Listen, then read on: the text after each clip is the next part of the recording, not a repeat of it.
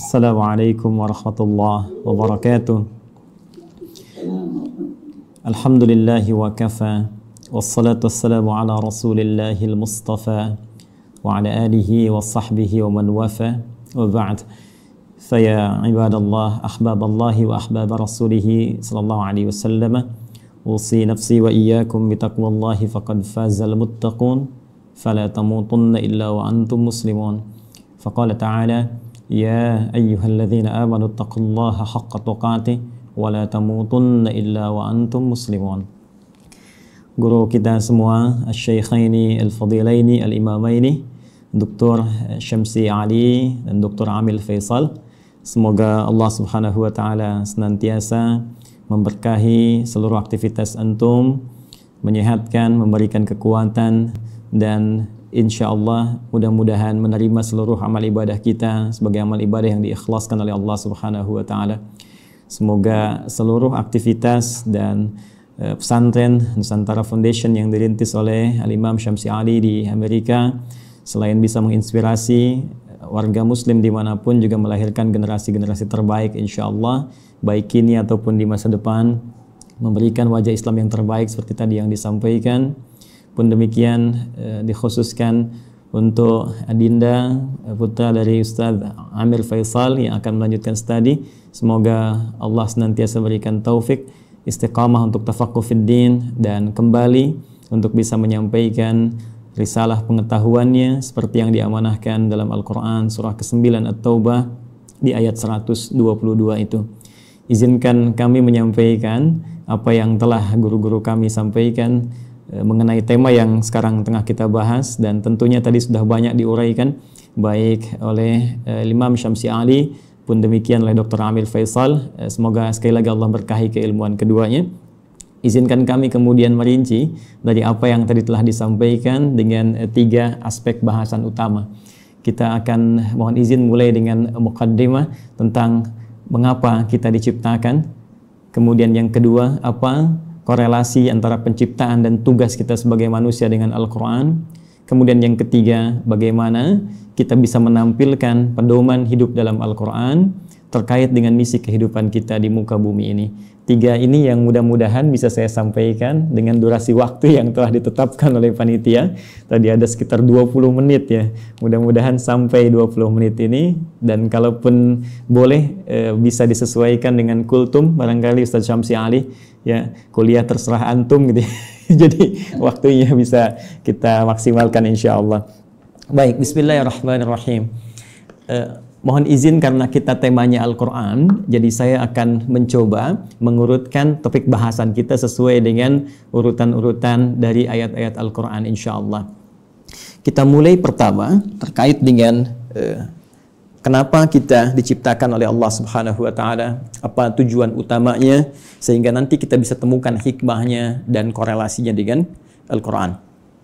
Seperti diketahui bahwa seluruh makhluk yang diciptakan oleh Allah Subhanahu wa taala, baik bernyawa ataupun tidak bernyawa, maka tujuan utamanya, puncak dari misi kehidupannya adalah untuk beribadah kepada Allah Subhanahu wa taala. Ini poin utamanya.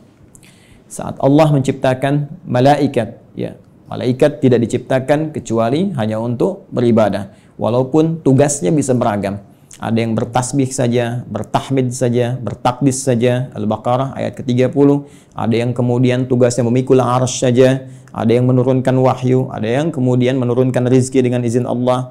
Tapi seluruh puncak dari tujuan penciptaan itu adalah dalam rangka taat kepada Allah Subhanahu wa taala tanpa maksiat sedikit pun. Quran surah ke-66 ayat yang ke-6. La ya'sunallaha ma amarahum wa yaf'aluna ma yu'marun. Jadi kalau kita ambil misalnya makhluk dalam konteks tertinggi, sempurna diciptakan dalam arti tidak ada potensi untuk berbuat maksiat dan selalu ada dalam jalur ketaatan, yaitu malaikat. Malaikat pun tidak diciptakan oleh Allah kecuali tujuan utamanya untuk ibadah.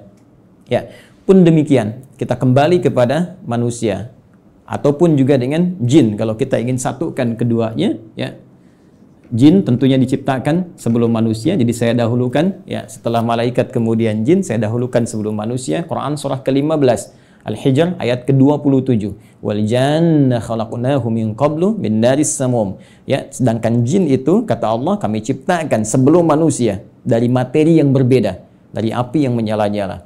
Baik, pun demikian dengan manusia setelahnya. Ya, wa idz qala rabbuka lil malaikati inni khaliqum basyara. Ketika Allah firmankan kepada para malaikat yang sudah tercipta sebelum manusia, pun sebagian kalangan jin yang hadir pada saat itu, kami akan mencipta makhluk baru, bukan malaikat, bukan jin, tapi basyar. Ya, satu dari 5 nama manusia yang umumnya disebutkan dalam Al-Quran pokoknya. Ya, basyar 35 kali disebutkan dalam Al-Quran, menunjuk pada sifat nafsunya. Ins disebutkan 18 kali berpasangan dengan jin, menunjuk pada sifat penampakan dan kelembutannya. Insan disebutkan 65 kali dalam Al-Quran, menunjuk pada totalitas aktivitasnya. Pun demikian dengan An-Nas disebutkan setidaknya 241 kali dalam Al-Quran, menunjuk sifat sosialnya. Dan Bani Adam ya disebutkan setidaknya 7 kali dalam Al-Quran, menunjuk genealogisnya yang tersambung pada Nabi Adam alaihissalam. Jadi manusia ketika difirmankan oleh Allah kepada malaikat dan jin, ya wa idz qala rabbuka lil malaikati inni khaliqum basyara. Ya. Jin dan manusia ketika diciptakan tidak lepas dari fungsi ini. Ya, ditegaskan di Quran surah ke-51 digabungkan ayat ke-56. Ya, paling kanan sebelah atas di mushaf standar Allah berfirman, "Wa ma khalaqtul jinna wal insa illa liya'budun." Ya, dan tidaklah aku ciptakan jin dan seluruh manusia itu kecuali tujuan puncak pokok ya. Tujuan penciptaan itu adalah supaya mereka menjadikan seluruh aktivitasnya sebagai ibadah kepadaku kata Allah. Ingat harakat akhir di ayat ini bukan pakai fathah. Ya, ya'buduni bukan ya'buduna. Ya, fi'il mudhari'nya di sini berharakat fathah tapi di sana nanti ada ya yang menunjukkan kepada Allah. Ya, kemudian untuk takhfif dia dihilangkan diganti dengan harakat kasrah.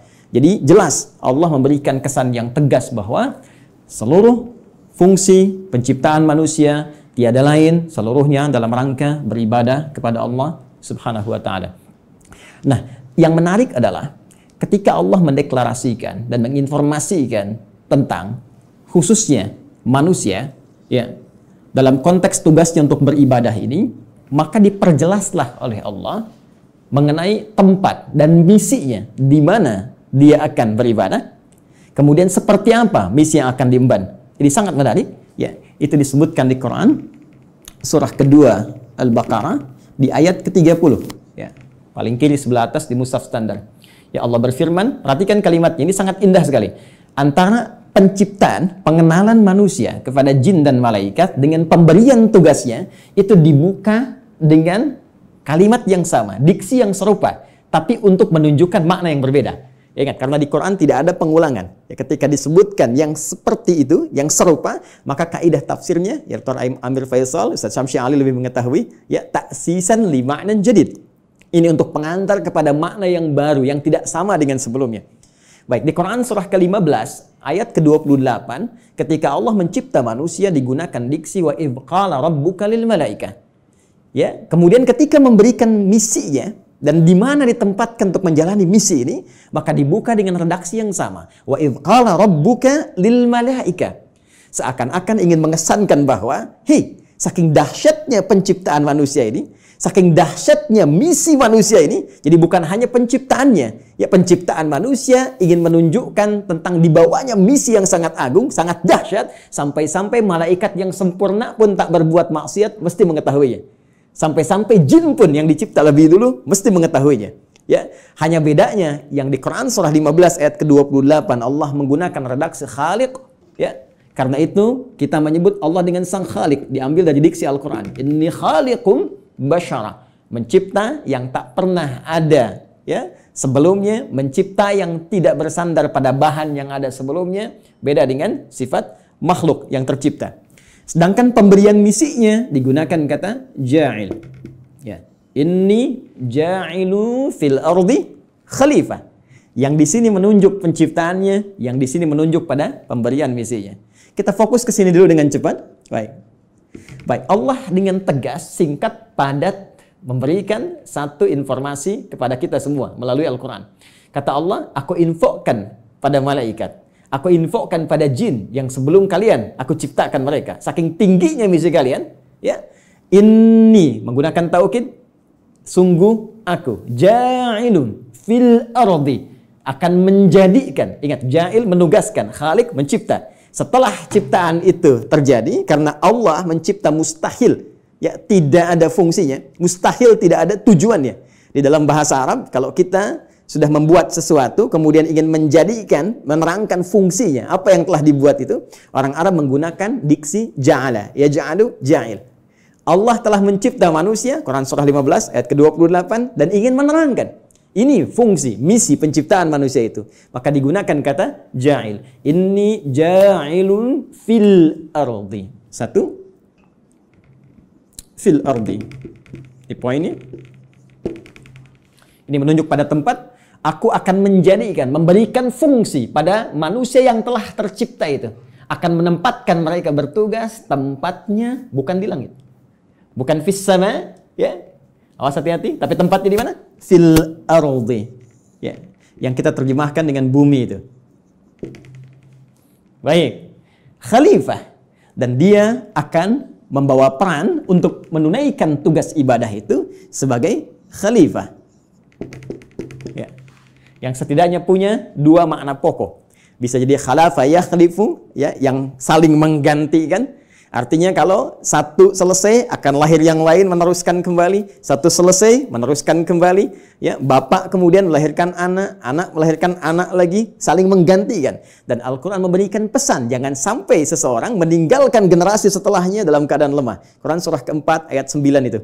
Wal yakhshal ladzina law taraku min khalfihim dzurriyyatan dhi'afa khafu 'alaihim. Karena itu siapkan generasi terbaik untuk saling menggantikan membawa tugas di bumi. Nanti kalau ada bahasan yang lebih luas, kita belajar khusus tentang tema ini. Ya, nanti Allah kasih satu surah khusus yang bukan nabi, bukan rasul, ya, manusia seperti kita, supaya kita tidak berkata ini kan nabi, ini kan rasul. Jadi Allah berikan satu surah yang bukan nabi, bukan rasul, tapi bisa membentuk generasi yang terbaik setelahnya. Yaitu surah ketiga, surah Ali Imran. Imran bukan nabi, Imran bukan rasul, tapi nanti menikah dengan Hannah seperti kita ketahui, melahirkan Maryam. Dan Maryam saat dididik disiapkan, itu nanti bisa jadi pribadi yang lebih baik dibandingkan dengan ibundanya dan ayahandanya. Karena itu Anda temukan surah Maryam surah ke-19, tapi Anda tidak temukan surah Hannah. Ya. Tapi bagaimana keduanya mendidik supaya lahir generasi lebih baik dari orang tuanya. Maryam melahirkan Isa. Isa alaihi salam lebih baik dibandingkan ibu dan kakek neneknya. Ya. Jadi demikian fitrah dalam Al-Quran. Setiap ada generasi mesti lebih baik daripada yang sebelum-sebelumnya. Bapaknya hafal Al-Quran, anaknya hafal Quran dan paham tafsirnya. Ya, anaknya hafal Quran dan tafsir, cucunya paham sampai hadis dan fiqihnya. Demikian seterusnya. Baik. Kembali ke sini. Pun demikian khalifah, ya, selain punya arti menggantikan juga bisa berarti pemakmur. Ya. Pembangun dalam semua nilai-nilai kebaikan. Ya, singkatnya, ditugaskanlah kemudian di bumi. Ini tugasnya. Akan saling menggantikan sampai kehidupan dunia berakhir. Dan ditugaskan dalam rangka ibadah ini untuk memakmurkan kehidupan di muka bumi sesuai dengan apa yang telah Allah tetapkan. Secara singkat diberikan pelatihan kemudian di satu tempat, ya, yang disebut dengan Al-Jannah itu di Quran surah ke-2 Al-Baqarah ayat ke-35. Sebelum turun ke bumi, sebelum membawa misi ini, maka ditugaskanlah sementara waktu diberikan pelatihan, ya, di Quran surah ke-2 Al-Baqarah ayat 35. Wa qulna ya Adamu uskun anta wa zaujukal jannah. Secara langsung ditugaskan pasangan Adam dan Sayyidah Hawa alaihi wassalam. Silahkan keduanya dimasukkan oleh Allah Subhanahu wa taala untuk diberikan pelatihan sebelum diturunkan untuk bertugas ke bumi. Silahkan masuki al-jannah ini, sering terjemahkan dengan surga. Oke? Tapi mohon dicatat, surga ini bukan surga yang kelak kita akan masuki. Ya, karena yang kelak kita akan masuki itu jelas keterangannya, mala ainan ra'at wala udhunun sami'at wala khatara ala qalbi bashar. Enggak pernah terlihat, enggak pernah terdengar, ya. Ya, dari kisah-kisah kita manusia, enggak pernah terfikirkan seperti yang kita lamunkan. Baik. Dan yang paling menarik, tidak ada perintah dan larangan lagi, semua kenikmatan. Ya, tidak ada perintah dan larangan lagi, semua kenikmatan. Jadi Ustadz Amir Faisal jangan terlampau soleh, nanti cita-cita masuk surga masih pengen tahajud misalnya. Jadi semua kenikmatan, ya. Tapi di sini tidak. Di sini ada ujian. Wala taqraba hadhihi syajarah fatakuna minadh dhalimin. Ya, jangan coba-coba engkau dekati pohon ini, ujian pertama. Jadi disebutkan perintah kalau dikerjakan melahirkan kenikmatan, fakula minha ragadan haitsu syi'tuma. Kemudian diberikan larangan. Ini perintah, ada larangan. Dan inilah nanti yang akan kita bawa dalam kehidupan di muka bumi. Di bumi itu cuma dua, kalau enggak mengerjakan perintah, meninggalkan larangan, selesai. If'al wala taf'al. Do it, leave it. Ya, cuma dua ini saja. Baik, kemudian diperkenalkan, ini tantangannya. Ada nanti iblis yang mulanya dari kalangan jin, ayat 34-nya berbicara tentang iblis. Ayat Quran surah ke-18 Al-Kahf, ayat ke-50 ya, menerangkan genealogis iblis itu dari jin yang bermaksiat, fasik ya. Wa idz qulna lil malaikati isjudu li adama fasajadu illa iblis kana minal jinni fa fasaqa an amri rabbi. Ya, ketika dia mulai fasik disebut dengan iblis. Ketika dia mulai menggoda, mewariskan kefasikannya disebut dengan syaitan. Karena itu diperkenalkan oleh Allah, ya, ini menjadi syaitan di ayat ke-36-nya. Fa'azallahumash syaitan. Setelah tuntas kemudian diberikan bekalnya, di training dulu, kan? Diberikan pelatihannya, diperkenalkan musuhnya. Ini yang harus dikerjakan, ini yang harus ditinggalkan, ini yang akan dibawa nanti dalam kehidupan di bumi. Setelah siap itu semua, teman-teman sekalian, barulah diturunkan Adam alaihissalam beserta Sayyidah Hawa alaihissalam, keduanya untuk memulai tugasnya di bumi. Baik. Dan kisahnya dimulai di sini. Quran surah kedua. Saya langsung ayat 38. Baik. Saya melompat sedikit ke kisah antara bagaimana perjuangan Adam alaihissalam melawan iblis atau syaitan itu. Saya langsung lompat dulu saja untuk mempermudah dan mempercepat kita sampai pada kuota waktu kita. Baik. Quran surah kedua. Ayat 38. Ya, paling kanan sebelah atas di mushaf standar bagi teman-teman yang terhubung dan membuka mushaf, ya. Perhatikan baik-baik. Qulna bitu minha jami'a. Sekarang sudah saatnya, kata Allah, kami firmankan. Dan kalimatnya menggunakan ta'zimin nafsi. Nah, ya, itu selalu memiliki dua makna setidaknya dalam bahasa Arab. Nah, singkatan dari nahnu. Kalau dinisbatkan kepada Allah Subhanahu wa taala, tentunya seperti kita ketahui, memiliki dua makna utama. Satu, ta'zimun nafsi, menunjuk pada keagungan Allah Subhanahu wa taala, puncak keagungannya. Kedua, ta'zimus sya'ni, menunjuk pada dahsyatnya informasi yang akan disampaikan. Jadi saking dahsyatnya misi yang akan dibawa oleh Adam dan Hawa alaihi wassalam sebagai khalifah di muka bumi, Allah sampai menggunakan keagungan zatnya. Ya, jadi ini misi agung. Ya, kehidupan kita di bumi ini kehidupan yang agung, kehidupan yang mulia. Nanti saking mulianya di Quran, ya, surah ke-17 nanti, Al-Isra, di ayat ke-70, itu sampai disebut semua kita ini mulia. Walaqad karramna bani Adam, ya, wa hamalnahum fil barri wal bahr. Ya, semua kami muliakan seluruh anak keturunan Adam. Baik itu yang kemudian hidup di daratan sampai yang beraktivitas di lautan, semuanya kami muliakan, saking mulianya. Dan dimuliakan lebih dibandingkan makhluk-makhluk lainnya. Baik, teruskan. Qulna bitu minha jami'a. Mulai sekarang, ya, kata Allah Subhanahu wa taala, dimulai tugas kalian turun ke muka bumi. Di sini poinnya. Fa imma ya'tiyannakum minni huda. Ini dahsyatnya. Ternyata Allah dengan sifat Rahman, ya, tidak membiarkan hambanya memulai misi tanpa membawa pedoman misinya. Tanpa membawa petunjuk untuk menjamin kebenaran risalahnya. Untuk menjamin terukurnya setiap misi yang ia bawa. Ternyata bersamaan dengan misi yang dibawa itu dan tugas dimulai dalam beraktivitas di muka bumi dengan misi tadi itu, Allah bersamaan dengan itu semua menurunkan satu pedoman kehidupan yang disebut dengan hudan. Ini poinnya. Fa imma ya'tiyannakum minni huda. Nanti saat kamu telah turun di bumi dan mulai akan mengawali misimu itu, maka kami akan sertakan dengan itu semua petunjuk kehidupan. Ingat, hudan kalau disebutkan, saya telah gali diksi ini, ya, dari bahasa Arab, termasuk penyebarannya di Al-Quran, derivasinya, ragamnya, ini Masya Allah, ini bukan hanya diartikan dengan petunjuk, tapi bisa berarti jalan menuju kemudahan, bisa diartikan jalan menuju kesuksesan, bisa diartikan solusi dari segala kesulitan, bisa diartikan jalan untuk membuat kita bahagia dalam ibadah. Secara singkat, kalau kita kumpulkan diksi hudan dalam Al-Quran, secara singkat seluruh arahnya itu mengarah kepada pedoman kehidupan. Ya, pedoman hidup. Ini yang harus kamu kerjakan, ini yang harus kamu tinggalkan, ini yang harus kamu lakukan. Kamu akan mengalami ini tantangannya, ini solusinya. Itulah hudan.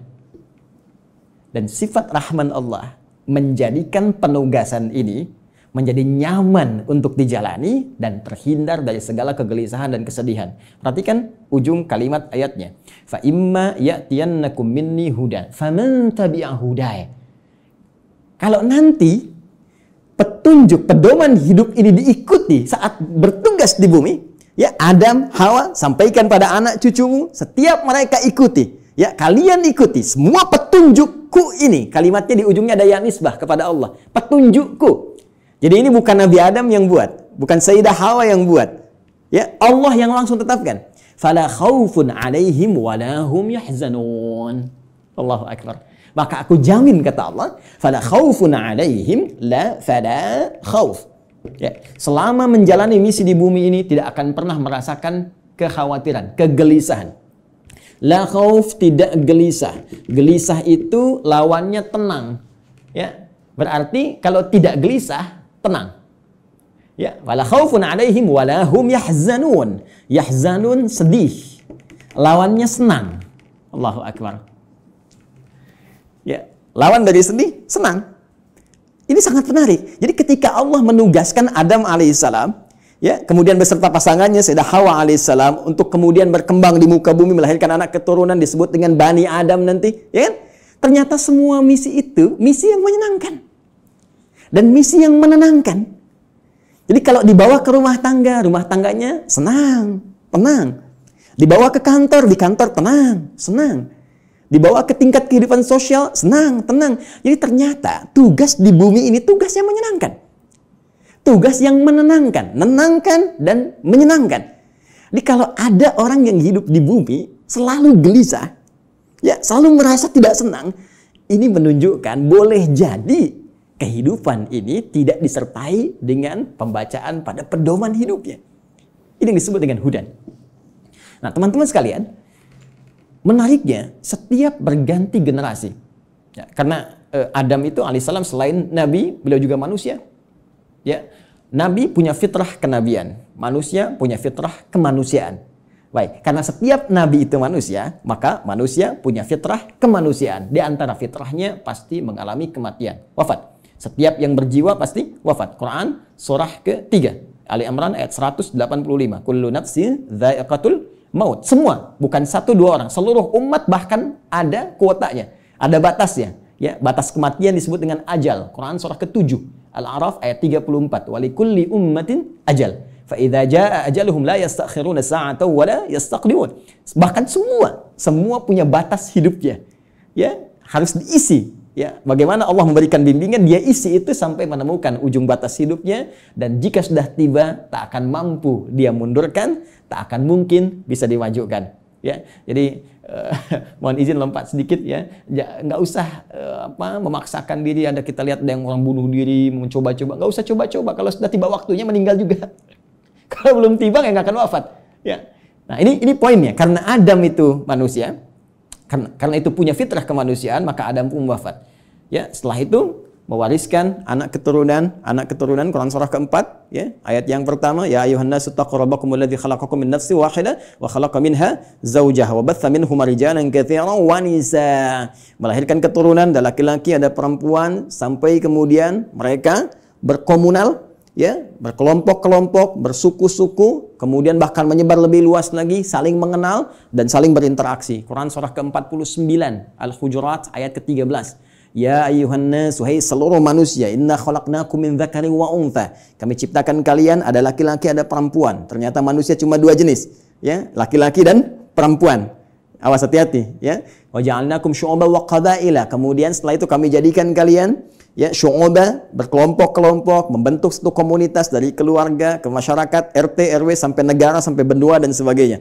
Wa qabail, ada suku-sukunya, tujuannya lita'arafu, untuk saling membangun sinergi, membangun link, saling mengenal, dan dengan itu membawa misi kekhalifahan yang tadi disebutkan. Ya, inna akramakum indallahi atqakum. Yang paling mulia di antara kalian yang meningkat nilai kebaikan yaitu takwanya. Poinnya, Adam wafat, manusia menjadi berkembang, dan setiap perkembangan ini pasti akan terpengaruhi oleh lingkungan di mana mereka beraktivitas. Kullu mauludin yuladu 'alal fitrah, ya fa abawahu yahwidanihi aw yunasrani aw yumajjisanihi. Semua yang terlahir itu baik, cuma lingkungan nanti yang membentuk dia bisa merubah bahkan menjauh dari Allah Subhanahu wa taala. Dalam konteks ini, saya ingin cepat, saking sayangnya Allah kepada kita semua, Allah tidak menginginkan seluruh manusia yang hidup di bumi mengalami kebuntuan dalam membawa misinya dan bahkan mengalami kegagalan. Yang Allah inginkan semua konsep tadi senang dan tenang. Maka di setiap pergantian generasi itu, maka Allah utuslah kemudian seorang rasul, ya, utusan, seorang nabi yang membawa kembali pedoman-pedoman yang dahsyatnya sesuai dengan era dan masa yang dialami. Nabi Adam selesai, muncul Nabi Nuh. Nabi Nuh kemudian membawa risalah. Nuh selesai, muncul nabi lainnya. Terus sampai ke Nabi Muhammad sallallahu alaihi wasallam. Menariknya, teman-teman sekalian, seluruh nabi dan rasul yang diutus oleh Allah Subhanahu wa taala, yang membawa pedoman hidup bagi masyarakatnya, bagi umatnya yang diarahkan sesuai dengan masanya itu, semua petunjuknya, pedomannya diberi nama dengan nama utama yang serupa, yaitu hudan. Silakan Anda cek. Kita ambil yang paling dekat lah ke masa Nabi Muhammad SAW. Nabi Isa, Nabi Musa alaihi wassalam. Nabi Musa misalnya, ini yang paling populer yang banyak disebutkan dalam Al-Quran. Ya, saya sebutkan dekat itu bukan dekat dalam konteks masa waktu, tapi dekat dalam konteks sering banyak disebutkan sehingga sering didekatkan. Ya, tiga nabi ini yaitu Nabi Musa, Nabi Isa dan Nabi Muhammad SAW yang mewakili banyak kisah dalam Al-Quran. Nabi Musa, kitabnya Taurat. Ya. Taurat ketika disifati oleh Allah Subhanahu wa taala menjelaskan fungsinya, maka tidak jauh dengan diksi ini, hudan. Buka Al-Quran surah ke-17 Al-Isra ayat yang kedua. Wa ataina Musal kitaba, dan telah kami berikan kepada Musa kitab, itu Taurat, ya kan? Apa fungsinya? Wa ja'alnahu hudal li bani Israil. Dan kami jadikan Taurat itu isinya adalah pedoman kehidupan bagi Bani Israel. Karena Nabi Musa diutus hanya satu kalangan saja, komunitas tertentu saja. Di kalangan Bani Israel, maka pedomannya dikhususkan untuk itu. Jadi nanti yang menariknya dalam satu era, itu bisa ada misalnya 2 rasul diutus. Ya, karena distriknya beda. Ya. Seperti kisah Nabi Ibrahim dengan Nabi Lut misalnya ya. Nabi Ibrahim dengan Nabi Lut, kan di Quran surah ke-51 itu, ya, ketika kita masuk ke ayat ke-30 dan seterusnya, itu Nabi Ibrahim dikunjungi para malaikat. Di ayat 24-nya, hal ataka hadithu dhaifi Ibrahim al-mukramin. Pernahkah engkau dengar kisah ketika Nabi Ibrahim dikunjungi para malaikat? Tujuannya sebetulnya bukan ke Nabi Ibrahim, tapi akan datang ke Nabi Lut, ya, alaihi salam, untuk mengabulkan tuh permohonan dalam tanda petik umat yang menantang azab. Jadi ketika akan datang ke situ mengadab, mampir dulu ke tempat Nabi Ibrahim dengan hikmah tertentu. Jadi di satu masa bisa ada 2 nabi dan rasul yang bertugas di wilayah yang berbeda. Nabi Musa alaihi salam itu tugasnya untuk Bani Israel.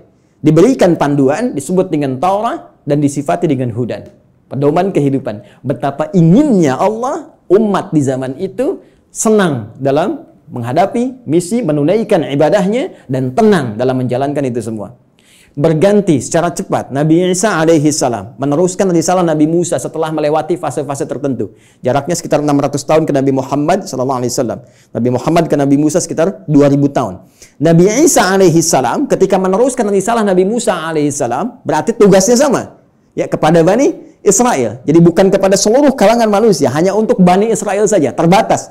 Wilayah sebagian di Palestina saja, ya. Jadi kalau sampai ke Indonesia agak kejauhan, ya, cuma di sana saja. Bani Israel diberikan kitab Injil, karena itu Taurat dan Injil sering disatukan, ya. Quran surah ketiga misalnya, penyebutan pertama untuk Taurat dan Injil, ya, di ayat yang ketiga, nazzala 'alaikal kitaba bil haqqi musaddiqan lima baina yadayhi wa anzalat Taurata wal Injil.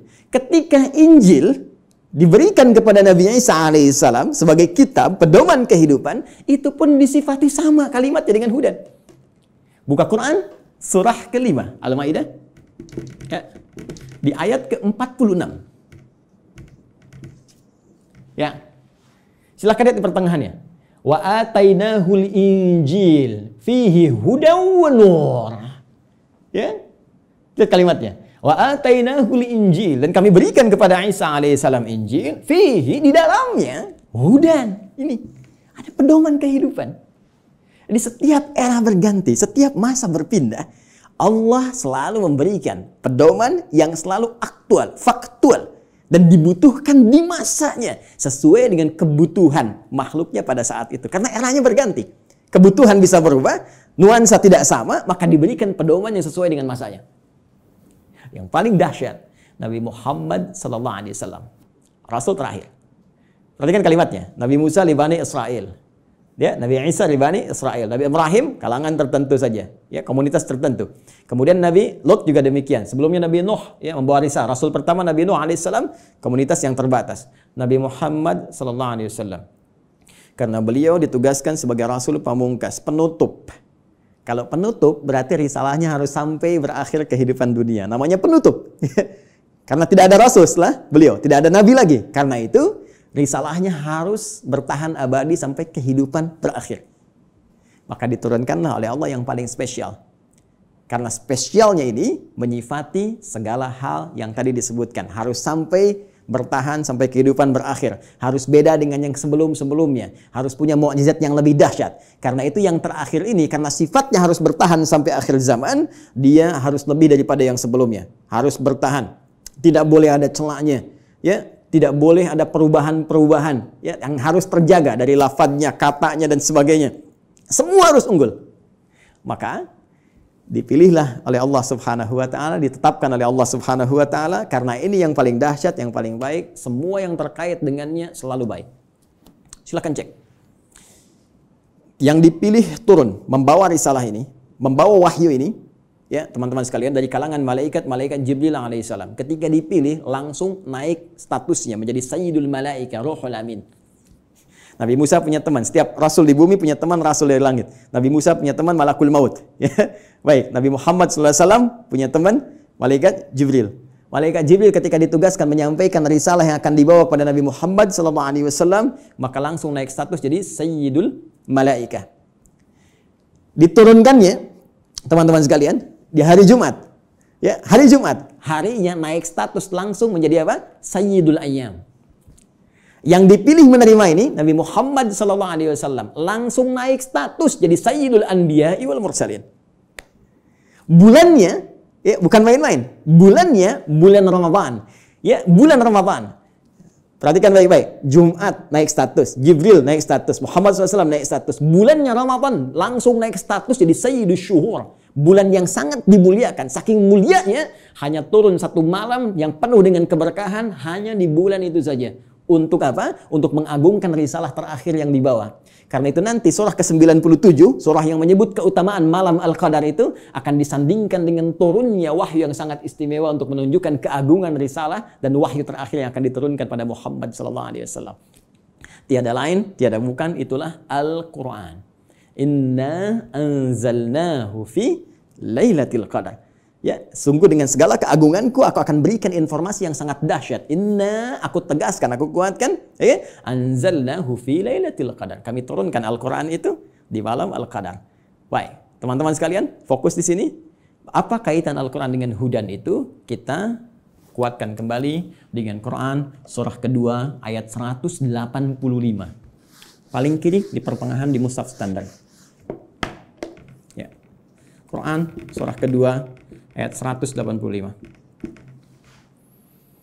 Karena yang paling dahsyat, ya, karena ini yang paling istimewa, dan untuk seluruh manusia tanpa batasan, maka redaksinya mesti beda. Perhatikan kalimatnya. Syahrul Ramadan alladzi unzila fihil Quran. Ya, di bulan Ramadan yang kalian menunaikan puasa itu, saat itulah diturunkan Al-Quran. Tadi kita katakan, kita sepakati Al-Quran turun di bulan yang sangat mulia yaitu Ramadan. Quran surah kedua ayat 185. Allah perkenalkan nama kitab, wahyu, pedoman hidup yang diturunkan pada Nabi yang paling istimewa untuk semua manusia sampai akhir zaman, yaitu Al-Quran. Apa tujuan Al-Quran diturunkan? Teruskan ayatnya. Hudal linnas. Tetap tidak akan terpisahkan dari diksi ini, hudan. Dan dahsyatnya bukan libani keda, li umat kita, linnas. Ini poinnya. Ini bedanya. Kata Allah diturunkan di waktu yang sangat istimewa itu, ya, Al-Quran tujuan utamanya untuk menjadi pedoman hidup. Pedoman hidup. Pedoman hidup artinya pedoman yang dibawa dalam kehidupan. Ya, Anda mau zoom saja sekarang, tak tahu pedomannya, Anda nggak bisa zoom. Itu yang simple. Sekarang Anda mau hidup yang lebih kompleks kita jalani, nggak bawa pedoman, ya nggak, mustahil kita jalani dengan tenang. Mustahil kita akan jalani dengan benar. Ya, jadi ini pedoman kehidupan kita. Artinya semua yang dialami dalam kehidupan itu ada di sini isinya. Al-Quran. Dan dahsyatnya linnas, untuk semua manusia tanpa batas. Perhatikan diksi Al-Quran. Al-Quran tidak menyebutkan bashar, ya, yang menunjuk pada nafsu, kecenderungan bagaimana mengelola nafsu dan bagaimana keadaan tampilan fisik yang baik. Tidak menyebut tentang al-ins, tunggal. Tidak menyebut insan, ya. Tidak menyebut juga Bani Adam, tapi menyebutkan dengan kalimat yang luas sifatnya dengan diksi universal. Linnas, untuk semua manusia yang pernah hidup di bumi. Ya, di era Nabi Muhammad SAW sampai dengan kehidupan berakhir. Jadi ternyata semua misi hidup kita, aktivitas kita, dari bangun tidur sampai dengan tidur lagi, setiap kita beraktivitas, dari semua tantangan yang kita hadapi, baik itu sedang sendiri ataupun sedang berpasangan, berumah tangga, berkehidupan sosial, itu ada di sini semuanya. Baik, mohon izin sampai di sini bisa disimak ya, bisa dipahami. Baik, saya mohon maaf saya terlalu cepat. Al-Imam Syamsi Ali, Al-Ustaz. Tidak, Ustaz. Tidak ya? Masih ada waktu? Masih silakan. Masih, Ustaz, masih. Oh, masih. Karena ini baru mukaddimah ini. Fadhal, Ustaz. Fadhal ini. Ini semakin haus kita. Baik, mohon maaf Mbak Ima ya, ini baru mukaddimah ini. Kita belum turunkan jadi pedoman. Ya, baik. Jadi sampai di sini teman-teman sekalian, kita bisa memahami bahwa ternyata semua isi kehidupan kita ada di sini. Ya, silakan kalau tidak percaya, kita cek. Ya, mohon izin nggak perlu dicatat ya, karena ini direkam, nanti bisa diulang kembali. Saya baca dengan cepat karena keterbatasan waktu. Ya, bahkan kita dari sejak mulai terlahir, ya, sampai kita wafat, sampai pasca wafat, itu semua diinfokan di sini. Ada semuanya. Dan silakan bandingkan dengan kitab apapun yang ada di muka bumi sampai dengan saat ini. Tidak akan ada yang pernah seperti Al-Quran. Ya, saya berikan 3 saja yang sangat menarik ya. Pertama, seluruh hal yang akan kita alami sudah dirangkum dengan sempurna dalam Al-Quran dan nanti dijelaskan detailnya oleh Nabi Muhammad SAW. Nanti bagian terakhir saya kaji dan kita akan sama-sama nikmati bersama. Ya, saya beri contoh misal. Mohon maaf, sejak masa dalam kandungan itu Al-Quran sudah menerangkan.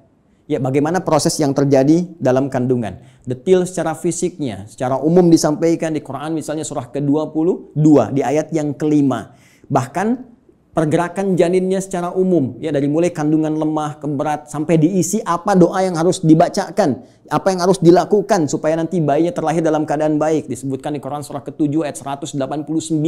Bahkan diberikan bocoran antara hubungan kita membangun komitmen dengan Allah yang akan menuhankan Allah sejak saat ruh kemudian ditanamkan sampai kita terlahir sampai wafat. Quran surah ke-7 ayat 172. Ketika terlahir, apa yang pertama kali diberikan oleh seorang ibu? ASI pun diberikan dengan tegas langsung. Ya, di Quran surah kedua ayat 233, wal walidatu yurdina auladahunna haulaini kamilaini. Ya, bapaknya dikasih, nih, ini tugas pokok bapak yang baru punya anak. Ini yang harus dikerjakan, ini ibu yang harus dilakukan. Ya, kemudian bergerak dari situ, diberikan pendidikan dini supaya membangun kedekatan dengan Allah, baik terhadap kedua orang tua, punya akhlak yang mulia. Quran surah ke-31 dari ayat 13 sampai dengan ayat 19-nya. Dari situ dia mulai belajar bagaimana cara belajar yang baik, bagaimana memahami, bagaimana bisa kembali mengajarkan itu kepada masyarakatnya. Quran surah ke-9 ayat ke-122. Kemudian diberikan sifat, jangan sampai dia belajar lupa dengan Tuhannya, harus seimbang antara iptek dengan imtaknya. Itu ada di Quran, teman-teman sekalian, di surah Al-Mujadalah, ya. Di ayat yang ke-11. Kemudian setelah itu dia dia berkembang lagi. Ya, dia mencari lagi. Kadang-kadang ada yang pergi ke tempat lain, mengenal suasana yang berbeda, bertemu dengan orang banyak, bersuku-suku, bisa merantau ke berbagai tempat. Quran surah ke-49, ayat yang ke-13. Setelah itu tiba-tiba dia mengenal seseorang ya untuk mendapatkan pasangannya. Boleh, karena setiap kamu dicipta berpasangan. Quran surah ke-51 ayat ke-49. Bagaimana mengenal pasangannya? Diarahkan oleh Allah. Hei, jangan lama-lama. Kalau sudah kenal, lamar dia. Berikan ya bagian yang terbaik untuk maharnya. Quran surah ke-4 ayat ke-4. Lakukan pernikahan. Quran surah ke-30 ayat ke-21.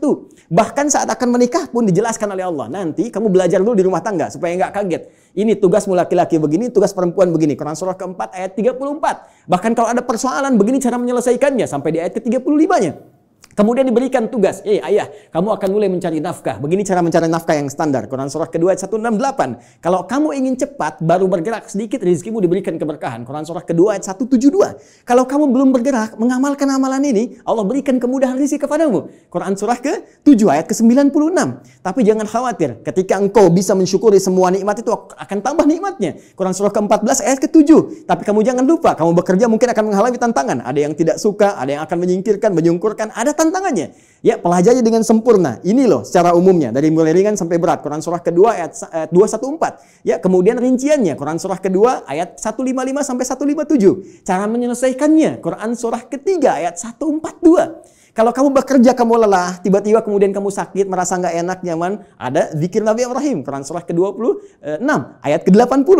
Kalau penyakitnya berat, kata dokter mustahil sembuh, nggak ada yang mustahil. Amalkan zikir Nabi Ayub, saya sembuhkan seperti saya sembuhkan Ayub. Quran surah ke-21, ayat 83 sampai 84. Tugas seorang istri, ya, bisa merawat anaknya. Kadang-kadang tidak mudah itu semua. Ada yang berkata, bagaimana mendidik dengan baik? Quran surah ke-17, ayat 23 sampai dengan ke-27-nya. Sampai mereka dewasa, sampai usia 40 tahun, masih diberikan amalan untuk bakti pada kedua orang tuanya. Quran surah ke-46 di ayat yang ke-15. Sampai kemudian hidup lebih jauh lagi. Sampai tiba-tiba ada dalam keadaan pikunnya. Ya, Quran surah ke-22 ayat yang kelima itu di bagian bawahnya. Sampai kemudian setelah itu dijelaskan oleh Allah. Kalau kamu akan nanti wafat, pasti kamu wafat. Siapkan cara wafatmu supaya indah. Kamu hidup untuk tenang. Wafat pun harus tenang. Turun Quran surah ke-89 ayat 27 sampai 30. Ya ayat Tuhan nafsul mutmainnah. Kamu saya berikan hidup di dunia untuk tenang. Wafat pun harus tenang. Ya, kemudian setelah itu apa yang terjadi? Anda akan mengalami situasi di alam kubur, dijelaskan lagi. Ya, bahkan jelas. Afala ya'lamu idza mu'tarama fil kubur. Setelah itu disampaikan situasi di dalamnya.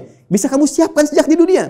Ini loh yang paling bagus. Ada layanan dengan semua keberkahan, kenikmatan. Sampai-sampai dia akan menyampaikan kepada orang yang belum wafat. Kalau bisa kerjakan ini, kalau mampu kerjakan supaya kamu cepat nyusul. Di sini enak, lebih enak daripada di situ. Quran surah ketiga ayat 169 sampai dengan 172. Bahkan setelah itu terjadi apa? Dijelaskan lagi. Teman-teman sekalian, muncul surah Al-Qiyamah surah ke-75. Setelah itu dijelaskan lagi. Ya, mau masuk kemana? Ini yang masuk ke surga, ini turunannya. Surga bersama Rasulullah. Quran surah ke-4 ayat 69. Di taman surga. Quran surah 51 ayat 15 sampai dengan ke-23. Surga yang seluas langit dan bumi. Quran surah ketiga 133 sampai dengan 134. Surga yang kelas biasa tapi nikmat. Quran surah kedua ayat ke-25. Supaya kita membawa persiapan untuk mendapatkan itu semua. Kalau gagal pun dijelaskan lagi. Ya, kalau kamu nanti main-main dengan ini semua, hadapi situasi di alam kubur begini, ada ayatnya. Situasi di hari kiamat begini, ada ayatnya. Sampai dengan muaranya pun ada ayatnya. Karena itu, kalau Anda tidak percaya, silahkan cek. Cuma dalam Al-Quran, semua kegiatan kita diatur dengan sempurna. Dan detailnya dijelaskan oleh Rasulullah SAW melalui petunjuk yang bahkan langsung ditegaskan oleh Al-Quran. Buka Quran surah ketiga. Ayat 31. Paling kiri sebelah atas di mushaf. Qul in kuntum tuhibbunallaha fattabi'uni. Katakan Muhammad sallallahu alaihi wasallam, jika mereka hamba-hambaku, umatmu mengatakan serius mencintai aku, mencintai Allah, kan berpegang pada kitab Allah, fattabi'uni, maka ikuti semua petunjuk Rasulullah sallallahu alaihi wasallam. Ya, Nabi diutus, diturunkan untuk menyampaikan risalah Al-Quran secara sempurna. Detailnya seperti apa? Digambarkan oleh beliau. Dan dijamin langsung oleh Al-Quran. Surah ke-33. Ayat ke-21. Laqad kana lakum fi Rasulillahi uswatun hasanah. Uswah bisa dibaca dari riwayat Qalun, Warash dengan iswah. Laqad kana lakum fi Rasulillahi iswatun hasanah. Harakat kasrah, harakat dhammah. Kasrah menunjukkan sesuatu yang kecil, ringan, tipis, pecah. Kasrah zujaj, kaca itu pecah sehingga melahirkan pecahan-pecahan yang kecil. Sehingga harakatnya tipis. Dan ya, dhammah, sesuatu yang terkumpul, yang dhamma yang dhammu besar, ya. Jadi yang melekat pada Rasulullah itu jangankan ya yang besar-besar, yang dahsyatnya, yang sholat malamnya sampai bengkak-bengkak, yang bagaimana pahala dengan sedekahnya, ya luar biasa diberikan, bagaimana perhatiannya pada umat. Bahkan yang kecil-kecilnya pun kalau diikuti akan jadi teladan dalam kehidupan.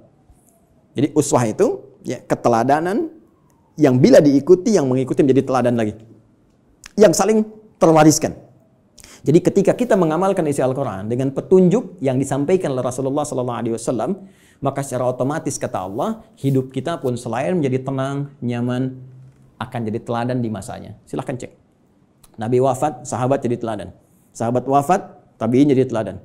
Sampai sekarang kita kenang. Semua yang mendekat kepada Al-Quran, demi Allah saya katakan, jika mendekatnya dengan cara yang benar, pasti akan mendapatkan semua kenikmatan yang dijamin tadi. Sekarang bagian terakhirnya, mohon izin dengan cepat sekali, bagian terakhirnya. Bagaimana kita mengeluarkan petunjuk Al-Quran ini? Sehingga menjadi pedoman dalam kehidupan. Ternyata sekarang itu begitu mudah. Dulu zaman Rasulullah, sahabat berjuang. Ya, mengatasi banyak persekusi, bahkan ada yang dieksekusi dan sebagainya. Bahkan belum ada media seperti sekarang, ya. Ada yang tinggal ngeklik saja keluar informasinya dan sebagainya. Tadi Ustaz Amir Faisal sudah menyampaikan, ya, perjuangannya sangat berat. Tapi yang paling menarik, ternyata dari perjuangan yang sangat berat dan dahsyat itu yang terwariskan pada generasi setelahnya. Zaman sahabat banyak menghafal, mengajarkan, menyebar, tabi'in menghafal dan seterusnya. Itu membawa manfaat yang besar bagi kehidupan kita. Karena semua detil penjelasan dari Al-Quran ini ternyata sudah dirinci langsung selama kurang lebih ya 23 tahun melalui seluruh keterangan yang melekat pada Rasulullah SAW. Baik dari perkataannya, perbuatannya, tindakannya, sifat, sikap, dan segala bahkan diamnya disebut dengan takrir. Ya, semua yang melekat pada Rasulullah disebut dengan hadis. Jika dipraktikkan dalam kehidupan, jadi jalan kehidupan disebut dengan sunnah. Maka di sini kita mengenal istilah Al-Quran, kemudian sunnah untuk tafsiran segala pedoman hidup yang dipraktikkan dalam kehidupan. Maka teman-teman sekalian, kalau kita rinci penjelasan ini dengan menggabungkan dua saja, menurut langsung perintah Allah Subhanahu wa Ta'ala, Al-Quran dan As-Sunnah, kita akan temukan detil pedoman kehidupan kita di sini keseluruhannya. Kalau tidak percaya, sekarang mari kita cek. Ya. Ini sudah kita pahami. Gambaran pedoman kehidupan umumnya. Detailnya ada di sini. Tadi saya katakan, semua pedoman ini yang terkait dengan keterangan Nabi SAW, kemudian diwariskan pada sahabat, sahabat mengajarkan pada tabi'in, di masa-masa setelahnya, selain ada yang menghafal, ada juga yang menuliskannya. Dan tulisan ini sampai kepada kita, dikenal dengan kitab-kitab hadis. Ya, atau kitab-kitab sunnah, kutubus sunnah atau kutubul hadis.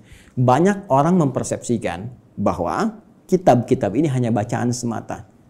Kalau kita gali lagi, itu Masya Allah. Ya, sampai hari ini saya begitu mengagumi para ulama hadis itu ternyata bukan sekedar mengumpulkan segala yang terkait dengan Nabi, tapi mereka sekaligus menyusun itu semua sebagai pedoman kehidupan untuk kita. Dan dibuat bab-bab sesuai dengan apa yang akan kita jalani dalam kehidupan. Ya. Saya beri contoh misal, yang paling populer, ya Sahih Al-Bukhari. Ya, Sahih Al-Bukhari itu kan nama aslinya, masih ingat? Ya, Al-Jami' As-Sahih Al-Musnad Al-Mukhtasar min umuri Rasulillah sallallahu alaihi wasallam wa sunanihi wa ayyamihi. Ya, coba ulangi. Al-Jami' As-Sahih. Ya, kitab hadis kan umumnya ada 4 kan? Ya, ada Jami', ada Sunan, ada Musnad, ada Mu'jam kan? Ya, dan setiap penamaan ini ada makna. Al-Jami' itu kumpulan yang komprehensif. Umum, sifatnya masih luas, ya, mencakup segala aneka kegiatan. Baik, kalau sudah sunan itu kitab fikih, ya, hadis yang disusun dengan urutan fikih. Jadi kitab hadis disusun dengan urutan fikih. Sunan Abu Daud fikih, bab taharah, seterusnya sampai dengan selesai. Taharah, salat, puasa dan seterusnya. Ya, Musnad disusun berdasar periwayatnya. Anda ingin belajar berapa hadis dari Sayyidah Aisyah, pengen seperti Sayyidah Aisyah, keluarkan dari Musnad Sayyidah Aisyah. Ya, tadi ingin belajar anaknya pintar, keluarkan misalnya Musnadnya Ibnu Abbas radhiyallahu taala anhuma. Mu'jam berdasar urutannya, Mu'jam At-Tabrani misalnya, ya. Baik. Tapi ketika kita baca Al-Jami' secara umum, ya, tuntunan kehidupan dari mulai bangun tidur sampai dengan tidur kembali. Al-Jami' kata Imam Al-Bukhari, Al-Jami' saya susun kitab ini dengan materi yang cukup luas, tuntunan kehidupan yang bersumber dari Nabi. As-Sahih isinya sahih semua, saya pastikan saya cari. Ya, al-musnad tersusun sanadnya sampai ke Rasul. Si A, si B, si C disebutkan sampai ke Nabi. Al-mukhtasar isinya nggak bertele-tele, langsung kepada esensinya. Ini keterangan dari nabinya. Kalau butuh penjelasan saya jelaskan sedikit. Min umuri Rasulullah sallallahu alaihi wasallam. Saya tuliskan di sini terkait dengan seluruh kegiatan Rasulullah yang bisa saya dapatkan dan saya tuliskan. Karena nanti yang tak mampu Imam Al-Bukhari sampaikan, nanti Imam Muslim datang melengkapi. Ya, sehingga disebut sahihain. Muslim meninggal dua, ada yang tidak dapat sampai ke situ, nanti ada Al-Hakim An-Naisaburi, ya, datang kemudian dengan syarat Al-Bukhari dan Muslim menyebutnya Al-Mustadrak. Secara singkat, wa sunanihi wa ayyamihi, dan sunnah-sunnahnya dan kegiatan hariannya selama 24 jam. Teman-teman, pernahkah membuka Sahih Al-Bukhari dan kita lihat ternyata di situ ada 97 pembahasan. 97 kitab. Kalau bahasa kita sekarang bab, dinamakan kitab, di bawah kitab ada bab lagi. Dari 97 bagian ini, itu ternyata ini petunjuk kehidupan kita. Penjelas dari apa yang Allah sampaikan melalui Rasulullah SAW. Ya, setelah kita Badul Wahyi menetapkan risalah Nabi Muhammad SAW, bagaimana ciri-ciri seorang Nabi, seorang Rasul, supaya nanti tidak ada yang ngeklaim di kemudian hari, ada Nabi baru, Rasul baru. Ya, dijelaskan. Orang kalau baca Sahih Al-Bukhari, kitab pertama selesai. Sudah, nggak akan ada lagi ketika ada info, ini ada Nabi baru, sudah lewat tuh. La Nabi ba'di. Ya, ini kan yang aneh begini. Kalau ada ngaku Nabi itu nggak aneh. Karena Nabi sudah mewanti-wanti, la Nabi ba'di. Nanti kelak akan ada ngaku Nabi. Ya, kalau ada begitu, langsung tolak aja, nggak ada Nabi setelah Rasulullah. Ya, ya. Jadi kalau ada yang ngaku, itu nggak usah aneh. Yang aneh itu setiap ada yang ngaku, ada pengikutnya. Itu masalahnya. Ya. Jadi kalau kita belajar bab pertama selesai, menetapkan risalah Nabi. Ya, dan ini pun dahsyat. Di antara maksudnya untuk memberikan kekuatan argumentasi bahwa semua keterangan ini disampaikan oleh seorang yang mendapatkan risalah langsung dari Allah, yaitu Nabi. Buktinya begini. Dan Kitabul Iman ada 57 hadis. Anda sering bertanya, iman saya sering naik turun kayak lift. Ya, kalau naik saya semangat ibadah, kalau turun jangankan salat sunnah, salat wajib kadang-kadang juga ada rasa malas. Bagaimana men-charge itu semua supaya semangat lagi? Kitabul Iman. Kitabul Ilmi, ya, Ustaz Amir Faisal, putranya mau belajar melanjutkan ke Mesir, ya, dan teman-teman yang lain, ada Kitabul Ilmi setelahnya. Bisa dikeluarkan bagaimana petunjuk pedoman belajar langsung dari Nabi. Dan dahsyatnya di Sahih Al-Bukhari ini tidak dimulai satu hadis kecuali dengan ayat Qur'annya dulu. Ini ayatnya, ini hadisnya. Silahkan cek. Kitabul Bai', teman-teman yang pebisnis, ya, silahkan.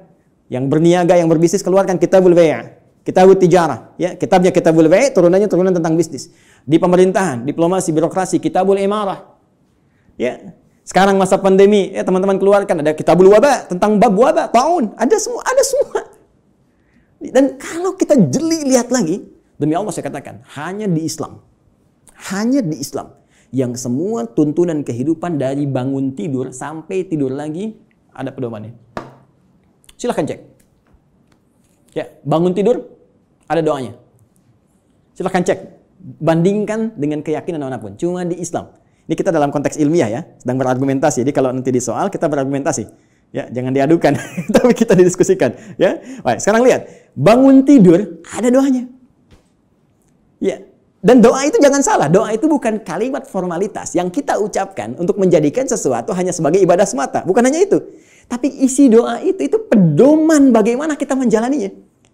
Bangun tidur apa yang harus dilakukan? Ya, buka misalnya di Abu Daud, nomor hadis 1367 dari Ibnu Abbas radhiyallahu taala anhuma ketika menginap di rumah Sayyidah Maimunah radhiyallahu taala anha. Beliau menyimak Nabi bagaimana Nabi bangun di malam hari untuk mengikuti salat malamnya. Kata beliau, kana Nabi sallallahu alaihi wasallam idza staiqadha min naumi, adalah kebiasaan Rasulullah SAW apabila bangun dari tidurnya. Fajalasa, beliau duduk sebentar. Pemasaha biyadi min athari naumi, kemudian menghilangkan bekas ngantuk dengan tangan yang beliau duga bersih. Ya, jadi dihilangkan dulu. Jadi bukan langsung baca doa saat ngantuk begini. Bangun jam 3:30 masih ngantuk begini. Ketika sadar lagi jam 6 udah hilangkan lu ngantuknya. Baru setelah itu faqara akhirah khawatim surah Ali Imran, membaca 10 ayat terakhir surah Ali Imran. Baru baca doa. Alhamdulillahilladzi ahyana ba'da ma amatana wa ilaihin nusyur. Ditegaskan lagi nanti di Al-Bukhari itu, nomor hadis 181 nanti, ya. Oleh siapa? Mu'adz bin Jabal, ya, dan Jundub bin Junadah. Nanti menyampaikan risalah hadis terkait doa bangun tidur. Bukankah isi doa bangun tidur itu pedoman kehidupan? Silahkan cek lagi. Alhamdulillahilladzi ahyana ba'da ma amatana. Saya bersyukur padamu ya Allah yang telah memberikan kesempatan kembali pada saya untuk menjalani kehidupan. Padahal engkau bisa wafatkan aku dalam tidur tadi. Ya. Wa ilaihin nusyur. Perhatikan, sering diterjemahkan dengan dan kepadanya akan kembali. Hei kawan, nusyur dari kata nasyara artinya beraktivitas untuk mencari bekal pulang. Ya, Anda menyebar. Yang dari Makassar, dari Sumatera, dari Papua, dari Kalimantan bisa datang ke Jakarta untuk mencari bekal supaya bisa mudik pulang. Ramadan pulang mudik. Itu bahasa Arab yang disebut dengan nasyara yansyaru. Kalau menyebar luas disebut intasyara yantasyiru. Menyebar. Untuk pulang kampung. Kita pun akan pulang. Ya. Teman-teman, mudik itu yang kita lakukan setiap tahun, ya kan? Itu kan bahasa Arab jelas. Ya. Waktunya disebut mi'ad, tempatnya disebut ma'ad. Kita itu pulang kepada Allah. Quran surah 3 ayat 9. Innallaha la yukhliful mi'ad. Pasti kita pulang. Allah nggak mungkin menyalahi janjinya. Tempatnya disebut dengan ma'ad, tempat pulangnya. Ibnu Qayyim al-Jauziyah punya kitab Zadul Ma'ad. Kita pasti pulang. Karena itu saat bangun dari tidur kita berjanji kepada Allah, ya Allah, hari ini saya akan cari bekal lebih baik daripada hari sebelumnya. Supaya kalau saya pulang hari ini, keadaan pulang saya lebih baik, ya Allah. Makanya diajarkan sebelum tidur kita evaluasi diri. Nabi evaluasi hari ini apa yang dikerjakan, besok merencanakan. Turun Al-Insyirah surah ke-94 itu, fa idza faraghta fansab ila rabbika farghab. Ya, disiapkan dari sekarang apa yang mau dikerjakan besok. Ayo teman-teman, saya cek ya. Jangan-jangan selama ini kita pun belum siap mengerjakan apa yang kita lakukan besok. Untuk waktu Indonesia, di Amerika mungkin masih pagi, kan? Saya tanya pada Anda mau baca Quran berapa halaman hari ini? Berapa ayat? Mau sedekah berapa banyak? Mau tahajud jam berapa nanti? Ya, kadang-kadang luput dari kita, malamnya kita koreksi. Makanya Nabi istighfar sebelum tidur. Mengoreksi, Nabi aja yang ahli surga. Tempat terbaik, manusia paling mulia, paling takwa. Yang dilepaskan semua bebannya saat di akhirat, diberikan surga sampai beliau mengatakan saya puas. Wala saufa yu'tika rabbika fatarda. Wala saufa yu'tika rabbuka fatarda. Itu masih istighfar kepada Allah. Saya, Anda, kita siapa? Nabi bukan, Rasul bukan, gak ada jaminan surga untuk kita. Kenapa kita nggak evaluasi keadaan hidup kita? Dan kita melupakan kematian, bahkan kita akan pulang. Pernahkah kita terbayang bahwa saat malam nanti tertidur, mungkin itu kehidupan kita yang terakhir untuk kita kembali? Karena itu kita siapkan, kalau saya besok bangun lagi, ya Allah, saya ingin sholat saya lebih baik daripada sebelumnya. Saya ingin jamaah nanti jam sekian. Ya Allah, saya ingin sedekah besok. Ya Allah, saya ingin baca Al-Quran. Supaya kalau saya meninggal pada saat itu. Dan karena itu, ajal dirahasiakan. Supaya kita siap kapan pun pulang. Karena itu jangan coba-coba ketika Anda terpikir berbuat maksiat, bayangkan seketika wafat. Maka dari itu Anda berjanji saat bangun, saya akan jadi orang lebih baik dibandingkan dengan hari yang kemarin. Itulah sebabnya muncul mahfuzat. Ini bukan hadis ya. Orang yang hari ini ya lebih baik daripada hari kemarin, orang yang beruntung, ya kan? Orang yang sama dengan yang kemarin, orang yang rugi. Orang yang lebih buruk daripada kemarin, orang binasa. Itu mahfuzat, terambil dari nilai hadis tadi. Itu baru bangun tidur. Silahkan cek. Mau makan ada doanya, mau minum ada doanya, berpakaian ada doanya, masuk toilet pun urusan yang sederhana ada doanya. Bahkan langkah kakinya diatur, masuk kiri keluar kanan. Beda dengan masjid, masuk kanan keluar kiri, doanya berbeda. Bangun tidur sampai tidur lagi, pedomannya lengkap semua. Pertanyaan saya, dari sekian banyak kebaikan yang telah Allah tampilkan kepada kita, berapa yang telah kita keluarkan dalam kehidupan? Saya punya dugaan yang kuat, jangan-jangan persoalan kehidupan di muka bumi ini tak mampu kita tuntaskan, bukan karena kita nggak pintar. Mohon maaf, bukan karena kurang gelar. S1, S2, S3, sampai dapat gelar, misalnya pengajaran tertinggi, profesor, dan sebagainya. Bukan karena kurang harta. Tapi mungkin Anda kurang dekat dengan Allah. Kita kurang baca pedomannya. Kurang takwa. Semua kesimpulannya mengerucut kepada takwa. Takwa membangun kedekatan yang paripurna dengan Allah. Karena itu banyak ibadah diarahkan kepada takwa. Puasa la'allakum tattaqun. Salat dibuka dengan takwa. Hudal lil muttaqin alladzina yu'minuna bil ghaibi wa yuqimunas shalah. Haji takwa. Wa tazawwadu fa inna khairaz zadi taqwa. Wa may yattaqillaha yaj'al lahu makhraja wa yarzuqhu min haitsu la yahtasib. Itu puncaknya. Siapa yang mampu mendekatkan diri kepada Allah Subhanahu wa taala dengan takwanya, dengan menjalankan semua isi pedoman-pedoman yang Allah turunkan, maka Allah akan lepaskan dari semua kesulitan hidup, bahkan mengirimkan rezeki dari sisi yang tidak dia duga. Inilah pedoman kehidupan kita, inilah Al-Quran, dan inilah jalan yang tidak mungkin kita hindari, karena ini satu-satunya pedoman yang bisa mengantarkan pada kenikmatan di 3 alam. Dunia, alam kubur, sampai akhirat. Terakhir, sebagai penutup, teman-teman sekalian, saking dahsyatnya Al-Quran ini, Allah ingin membuktikan kepada kita kebenarannya.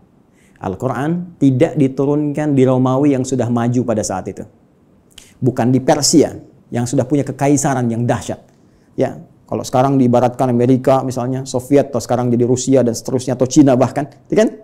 Tidak turun di Romawi, tidak turun di Persia. Tapi Allah turunkan di tempat yang paling jauh dari segala titik kemuliaan. Tidak kenal segala titik kebaikan-kebaikan. Ilmu pengetahuan jangan diharapkan tumbuh. Ya, dengan sempurna, dengan baik. Jauh tertinggal. Karena itu disebut dengan jahiliyah. Menggabungkan nama bahkan dengan sifatnya. Tapi tahukah Anda? Ketika Al-Quran diturunkan di umat jahiliyah itu bisa mentransformasikan mereka berubah menjadi khairu ummah. Sampai turunnya Quran surah ketiga ayat 110 itu. Paling kiri sebelah atas di mushaf. Kuntum khairu ummah. Silahkan Anda cek. Semua yang belajar dari Nabi, dari 40 orang fase Mekah, sampai menyebar ke Madinah, sampai bertebaran ke seluruh muka bumi, tidak pernah ada satupun sahabat Nabi membawa risalah Al-Quran, kecuali membawa kesuksesan dan misi terbaik kemakmuran di muka bumi. Silahkan cek. Nabi sampai selesai tugas di Madinah punya 12.000 sahabat.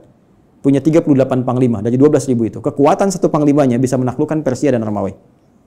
Ya, bisa mengalahkan segala jenis racun. Setiap satu sahabat ekspedisi menjadikan Islam terbawa dengan warna yang sangat indah, diterima bahkan tanpa kecamuk peperangan yang berarti. Amr bin As ekspedisi dari Afrika Utara sampai dengan ke Syam. Sekarang cek, Mesir, Libya, Tunisia, Maroko, Aljazair sampai dengan ke Syam. 4 negara sekarang. Ya, Libanon, Palestina, kemudian Yordania, kemudian Syria. Silahkan cek, Muslim yang baik. Sa'ad bin Abi Waqqas, ya, waktu ikut ekspedisi mau ke Cina, singgah di Baros, 414 km dari kota Medan. Jadinya Nusantara. Indonesia, Malaysia, Filipina bagian selatan, Thailand selatan, Brunei Darussalam, ya, Masya Allah Rakhin, sukunya dari Rakhinya itu yang sekarang, semua indah, baik. Di mana kita sekarang? Dan keilmuannya nggak nanggung, silahkan cek. Ya, Al-Ghazali, Al-Battani, Al-Kindi, Al-Farabi, ya, silahkan cek. Semuanya sukses. Jadi mau jadi ilmuwan, sukses. Mau jadi diplomat, sukses. Jadi birokrat, sukses. Semua itu tercantum dalam Al-Quran. Dan satu-satunya kitab yang tidak pernah mengalami perubahan.